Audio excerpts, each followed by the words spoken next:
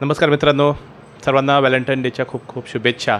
आणि आजच्या दिवशी माझ्यासमोर एक प्रश्न आलेला आहे की सर, जे लोक व्हॅलेंटाईन डेच्या दिवशी लग्न करतात किंवा ज्यांचे प्रेमविवाह होतात, जे अगदी आयुष्यभर एकमेकांसोबत राहण्याच्या, आयुष्यभर एकमेकांसोबत साथ निभावण्याचे एकमेकांसोबत प्रॉमिस करतात, मोठमोठ्या शपथा घेतात, या लोकांचं प्रेम जास्त काळ का टिकत नाही आहे? थोड्या दिवसानंतर या लोकांचं एवढं प्रचंड भांडण का होतं? आणि जे प्रेमवीर, जे मॉडर्न प्रेमवीर, मॉडर्न लवर्स, जे अगदी मोठ्या जोशमध्ये वाजत गाजत व्हॅलेंटाईन डेच्या दिवशी सगळ्या जगाला सांगून आपलं प्रेम व्यक्त करतात आणि लग्न करतात, या लोकांचे विवाह, या लोकांचे संसार जास्त काळ टिकत नाही. त्याचं कारण काय असेल? तर मित्रांनो, याचं सायंटिफिक रिझन आहे. ते आहे की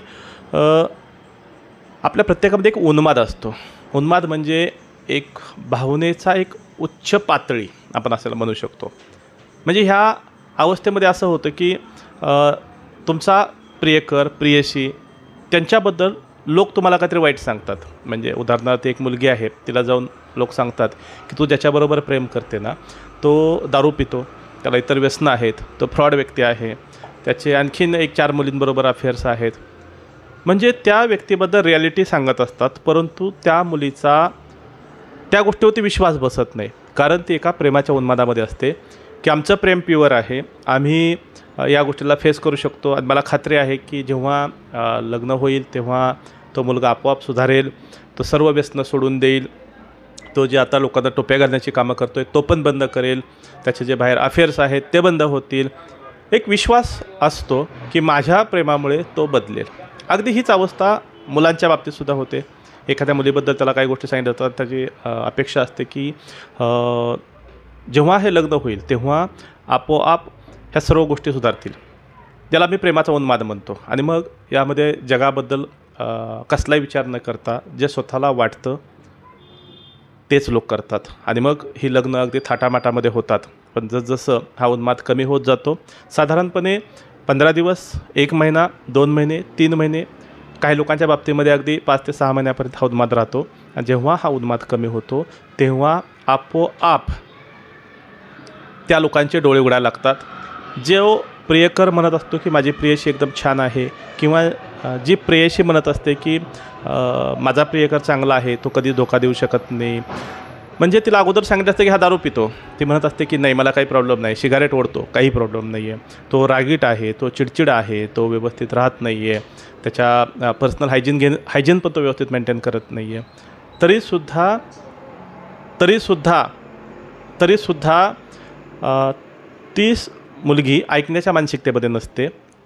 परंतु 1 महिन्याचा तो उन्मादाचा काळ संपल्यानंतर हळूहळू त्यांना एकमेकांच्या चुका समजायला लागतात. त्यांना हळूहळू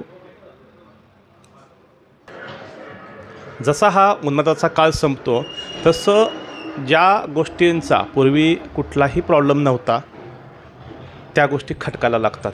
म्हणजे त्याचं मोठ्याने बोलणं हे त्याचं प्रेम व्यक्त करण्याची पद्धत आहे असं म्हणणारी मुलगी काही काळानंतर म्हणते की हा नेहमीच माझ्याशी मोठ्याने बोलतो, हा नेहमीच माझा इन्सल्ट करतो. किंवा लग्नाच्या अगोदर जो मुलगा म्हणतो की तुझे केस मला फार आवडतात, त्या केसासोबत खेळायला आवडतं, तोच मुलगा जेव्हा लग्नानंतर तो केस कुठेतरी पडलेला दिसतो तेव्हा तो बोलतो, हे केस, तुला स्वतःचे केस सावरता येत नाहीत का? म्हणजे ज्या गोष्टीला पाहून तुम्ही त्या प्रेमामध्ये पडलेला असतात त्याच गोष्टी तुम्हाला खटकायला लागतात. आणि मग हळूहळू एकमेकांमधील वाईट गोष्टी ज्या अगोदर चांगल्या वाटत होत्या त्याच गोष्टींना वाईट म्हणायला सुरुवात होते आणि ते नातं एक विषारी नातं बनत जातं. आणि म्हणून मित्रांनो, मी सांगेन, आज व्हॅलेंटाईन डेच्या दिवशी त्या उन्मादामध्ये आपला जोडीदार न निवडता शांत डोक्याने, शांत विचाराने, चांगल्या भावनेने आपला जोडीदार निवडा आणि तुमचं आयुष्य आनंदाने, सुखाने आणि प्रेमाने भरा. जोडीदार हा पुन्हा पुन्हा बदलण्याची गोष्ट नाही आहे. कपडे तुम्ही दररोज बदलू शकता, खराब भेटला दुसरा घेऊ शकता, परंतु जोडीदार हा आयुष्यात एकदाच निवडावा लागतो आणि तो चांगला असावा. यासाठी शांत डोक्याने हा निर्णय घ्या आणि संपूर्ण आयुष्य आनंदाने जगा. पुन्हा एकदा सर्वांना आजच्या प्रेम दिवसाच्या खूप खूप शुभेच्छा. धन्यवाद.